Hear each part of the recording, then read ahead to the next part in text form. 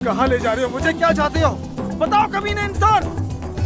ऐसी जगह जहाँ तुम चिल्लाओगे भी तो कोई नहीं सुनेगा, और ऐसी जगहों को हम वीरान कहते हैं और बंजर भी कहते हैं। मेरी बात सुनो, मैं बताऊं तुम्हें आखिर में क्या होगा?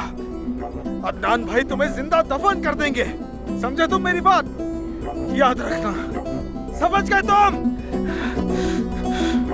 ऐसे मत देखो मुझे, मत देखो मुझे।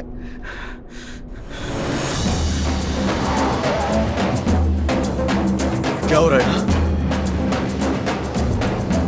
उतरो, चेक करो जल्दी जल्दी।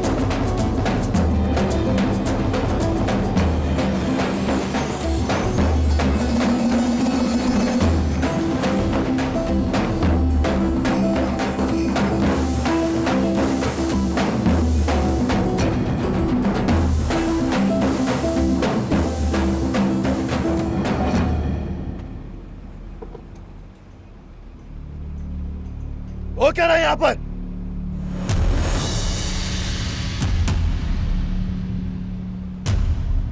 नीचे करो अपने हथियार। रुको, हरकत मत करो वरना ये मारा जाएगा। एहसान को खोलो जल्दी। मैंने कहा अपने हथियार नीचे रखो। जल्दी करो, अपने हथियार नीचे रखो।